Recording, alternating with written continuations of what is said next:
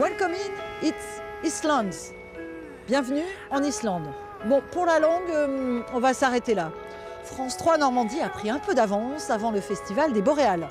Nous sommes allés à la rencontre de quelques-uns des invités de cette 26e édition, dont une romancière de renommée internationale. La nature est omniprésente en Islande, elle est dans nous, elle forge notre caractère. Les autres vont se présenter par eux-mêmes. My name is Steinun and I am a rapper. On a grandi dans un pays où il n'y avait pas de rap féminin. Il n'y avait que des mecs. Alors on s'est dit, nous aussi on peut faire ça.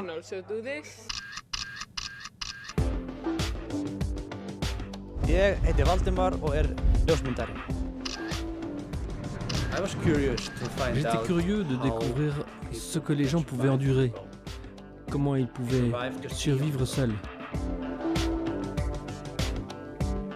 Hélène Magnusson heiti ég og ég prjónahönnuður. Le tricot, dans le passé, il a besoin d'être reconnu un petit peu plus en Islande par les Islandais et de redevenir une tradition vivante. Les touristes sont de plus en plus nombreux à venir découvrir les curiosités géothermiques de l'île. Une île sous pression, imaginez. Ils étaient 500 000 visiteurs en 2009. On en attend plus de 2 millions cette année, ce qui n'est pas sans poser de problème.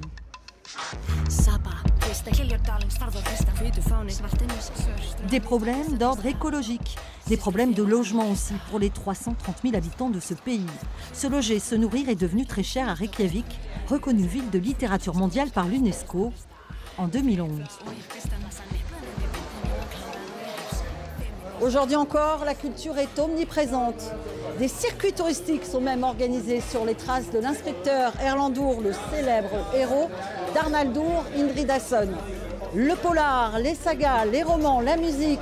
Il ne faudrait pas oublier le cinéma. De nombreux tournages ont été réalisés ici, sur cette terre islandaise. Et quand je vous dis que la culture est partout, elle est présente aussi, même dans les bars. Je vais peut-être rester encore un peu de temps ici, le temps de lire un peu tous ces livres. Vive les Boréales!